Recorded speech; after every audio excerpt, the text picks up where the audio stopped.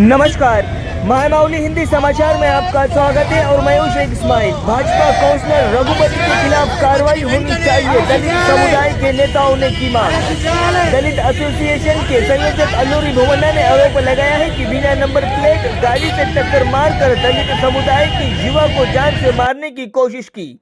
शुक्रवार को दलित समुदाय की तरफ से कुमराम भीम चौरस्ते पर धरना प्रदर्शन भी किया गया, भव्य रैली भी निकाली गई, भाजपा के खिलाफ नारेबाजी भी लगाई गई।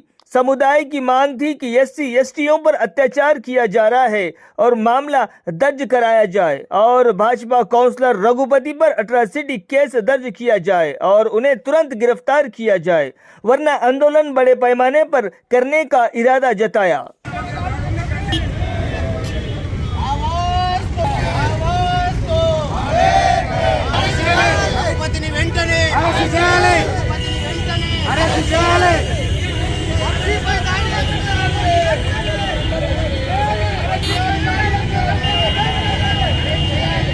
మార్గంగా ఒక కౌన్సిలర్ అయినటువంటి రఘుపతి గారు ఒక దళిత సామాజిక వర్గానికి సంబంధించిన వంశీ అనేటటువంటి అబ్బాయిని చంపించే ప్రయత్నం చేయడం అనేది ఇవాళ తెలంగాణ రాష్ట్రం అంతా కూడా తీవ్రంగా ఖండిస్తున్నదని చెప్పేసి తెలియజేస్తా ఉన్నాను మిత్రులారా।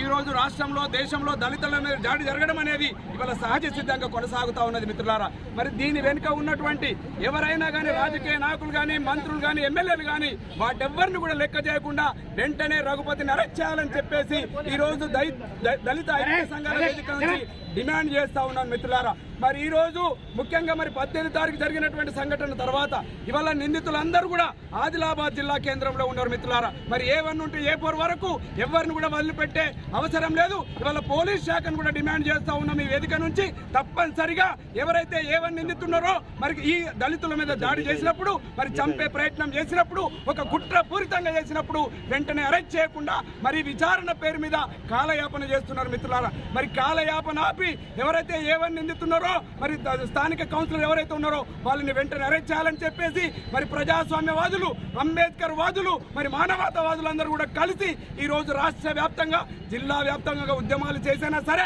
ఖచ్చితంగా అరెస్ట్ అయ్యేంత వరకు ఇవాళ 307 కూడా బుక్ చేయడం జరిగింది, ఇవాళ SC/ST అట్రాసిటీ కేసు బుక్ చేయడం జరిగింది। ఈ 2 కేసులలో మరి నిందితుల్ని వెంటనే అరెస్ట్ చేయాలి, వాళ్ళకు మరణ శిక్ష విధించాలని చెప్పేసి ఈ రోజు దళిత ఐక్య వేదిక నుంచి మేము డిమాండ్ చేస్తా ఉన్నాం మిత్రులారా। జై భీమ్, జై భీమ్, జై భీమ్।